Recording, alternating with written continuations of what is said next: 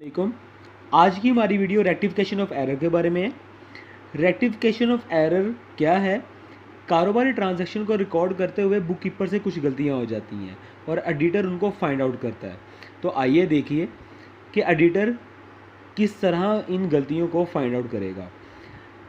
आपने फ़र्ज़ कर लें कि आप किसी भी फर्म का ऑडिट करने गए हैं, उसमें उसके जर्नल में, लेजर में या ट्रायल बैलेंस में किसी भी तरह की एंट्रीज़ को गलत तरीके से रिकॉर्ड किया गया है।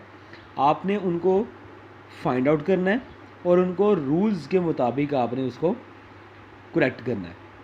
तो सबसे पहले आपने वर्किंग नोट बना लेना है।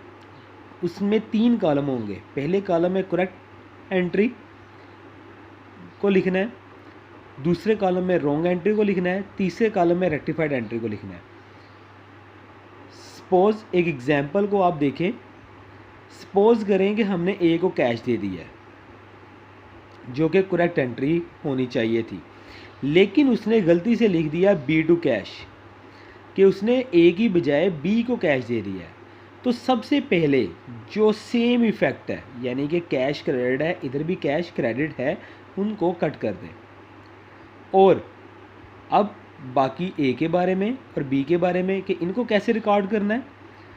अगर कुछ बच जाएगा करेक्ट एंट्री में, यानी कि करेक्ट एंट्री के कॉलम में कुछ बच जाएगा, जैसा कि यहाँ पे ए डेबिट बच गया है, तो आपने रेक्टिफाइड एंट्री में करेक्ट एंट्री के डेबिट को डेबिट ही रिकॉर्ड कर देना है, और अगर क्रेडिट बच गया तो उसको क्रेडिट ही रिकॉर्ड कर देना है। तो लिहाजा यहाँ पे ए डेबिट है तो इसको यहाँ पे डेबिट ही रिकॉर्ड कर दिया जाएगा। और रॉन्ग एंट्री में अगर कुछ बच गया, जैसा कि यहाँ पे बी बच गया है, तो डेबिट अगर बच गया है तो उसको क्रेडिट में लिख देना है, और अगर क्रेडिट बच गया तो उसको डेबिट में लिख देना है। तो अब यहाँ पे देखें, यहाँ पे डेबिट बचा है तो इसको ठीक करने के लिए क्रेडिट में पुट डाउन कर दिया जाएगा। यहाँ पे हम सीखते हैं अब नेक्स्ट काइंड्स ऑफ एरर। तो सबसे पहला एरर है एरर ऑफ ओमिशन, यानी कि आप किसी एंट्री को पार्शली या होली, यानी कि उसका डेबिट या क्रेडिट या सारे का सारा, डेबिट और क्रेडिट दोनों लिखना भूल गए हैं। जैसा कि एग्जांपल है परचेज टू ए, उसने करेक्ट एंट्री करनी थी परचेज टू ए। जब उसने नेक्स्ट पेज किया या जर्नल से लेजर में गया, लेजर से ट्रायल बैलेंस में गया या किसी भी पेज के ऊपर, उसने एंट्री को दर्ज ही नहीं किया या दर्ज करना ही टोटली भूल गया, तो जो एंट्री उसने लिखनी थी परचेज टू ए, वो वैसे की वैसे ही रेक्टिफाइड में दर्ज कर दी जाएगी। उसके बाद दूसरी काइंड है error of commission. Error of commission का मतलब ये है कि आपने अमाउंट्स में गलती कर दी है। जैसा कि कैश लिया है अली से 50 रुपये, लेकिन उसने कैश में तो सही लिखा है, लेकिन अमाउंट में 50 की जगह 500 लिख दिया है। तो अब जो इफ़ेक्ट बिल्कुल ठीक है, यानी कि कैश 50 रुपये से डेबिट है, यहाँ पे भी रॉन्ग एंट्री में भी कैश 50 रुपये से डेबिट है, ये कट जाएंगे। अली 50 रुपये से क्रेडिट होना था, लेकिन उसने गलती से लिख दिया है क्रेडिट में 500 रुपया, तो ये ओवरकास्ट हो गया। ओवरकास्ट का रूल याद रखिएगा, अगर क्रेडिट ओवरकास्ट हो रहा है तो उसको डेबिट कर दिया जाएगा, और अगर डेबिट ओवरकास्ट हो रहा है तो उसको क्रेडिट कर दिया जाएगा।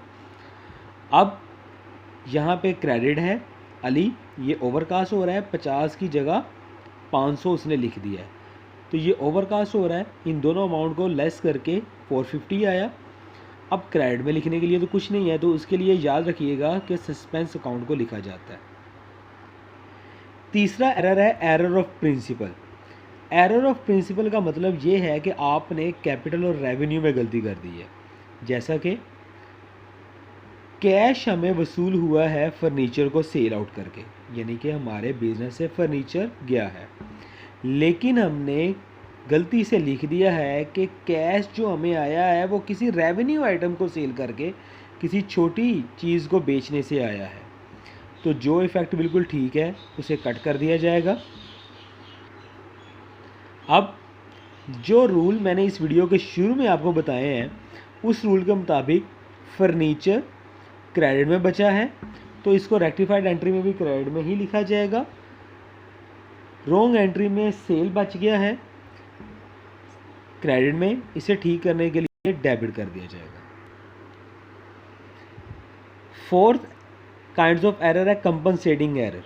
कंपनसेटिंग एरर वो एरर है कि जिसमें एंट्रीज एक दूसरे को कंपनसेट कर रही हों। जैसा कि सपोज कर लें कि हमने ए को चीज़ें बेची हैं 500 रुपये की, तो एंट्री है ए टू सेल 500, लेकिन उसने गलती से ए के अकाउंट में 500 की बजाय 50 रुपये लिख दिया है, यानी कि अंडर कास्ट लिख दिया है। सेल बिल्कुल ठीक लिखा है 500 रुपया, तो जो बिल्कुल ठीक इफेक्ट था वो कट गया। सेल थी 500 रुपया, लेकिन उसने दर्ज कर दिया 50 रुपये, तो सेल हो रही है अंडर कास्ट। अंडर कास्ट में अगर डेबिट है तो उसको डेबिट लिख दिया जाएगा, अगर क्रेडिट है तो क्रेडिट कर दिया जाएगा। यहाँ पे डेबिट बचा है, तो इस लिहाज से इसको डेबिट में ही लिखा जाएगा। अगर क्रेडिट बचता तो क्रेडिट में ही लिखा जाता। इन दोनों अमाउंट को माइनस कर लिया, 450 क्रेडिट में लिखने के लिए कुछ नहीं है, तो यहाँ पे सस्पेंस अकाउंट आएगा। आइए कुछ और एग्जाम्पल की तरफ जाते हैं। सपोज बिजनेस ट्रांजैक्शन में एंट्री करनी थी बिल रिसीवेबल टू ए, कि हमने बिल रिसीव करना है ए से, लेकिन हमने गलती से लिख दिया कि ए को हमने बिल पे करना है, यानी कि पैसे लेने की बजाय पैसे देने हैं। अब क्या करना है, करेक्ट एंट्री को आपने रेक्टिफाइड एंट्री में ही लिखना है, लेकिन एक लाइन सेंटर वाली छोड़ देनी है। जैसे कि डेबिट बिल रिसीवेबल है, उसको डेबिट में ही लिखा जाएगा। क्रेडिट ए है, उसको क्रेडिट में ही लिखा जाएगा। जी मैं फिर बताता चलूँ कि जो करेक्ट एंट्री है, जैसे बिल रिसीवेबल डेबिट है, उसको डेबिट में ही दर्ज कर दिया जाएगा। अगर क्रेडिट है उसको क्रेडिट में ही दर्ज कर दिया जाएगा। आइए अब रॉन्ग एंट्री की तरफ चलते हैं। ए डेबिट है, उसको ठीक करने के लिए क्रेडिट कर दिया जाएगा। बिल पेएबल क्रेडिट है, उसको ठीक करने के लिए डेबिट कर दिया जाएगा। तो इस तरह हमारी एंट्री हो जाएगी bill receivable debit, bill payable भी डेबिट, और ए की जो अमाउंट है वो डबल अमाउंट से लिखी जाएगी। 500 रुपया बिल रिसीवेबल, 500 रुपये बिल पेएबल, एंड ए को क्रेडिट कर दिया जाएगा 1000 से। जी एक और एंट्री की तरफ हम जाते हैं। सपोज हमने कैश हासिल किया है फर्नीचर को बेच के। कैश और फर्नीचर की अमाउंट है 1000 रुपया, लेकिन जब हमने उसको रॉन्गली पुट किया तो कैश में तो हमने सही लिखा है, लेकिन सेल में हमने एक तो हमने इफ़ेक्ट भी गलत किया है और हमने अमाउंट भी गलत कर दी है। तो इसके लिए आपने क्या करना है, जो इफ़ेक्ट बिल्कुल ठीक लिखा गया था, जैसे कि कैश डेबिट, इधर भी कैश डेबिट, वो कट हो जाएगा। करेक्ट एंट्री में फर्नीचर क्रेडिट है, इसको क्रेडिट ही किया जाएगा। सेल क्रेडिट है, इसको ठीक करने के लिए डेबिट किया जाएगा। अब यहाँ पे अमाउंट्स का फ़र्क है। यहाँ पे देखिए क्रेडिट की अमाउंट 1000 है, डेबिट की अमाउंट 800 है।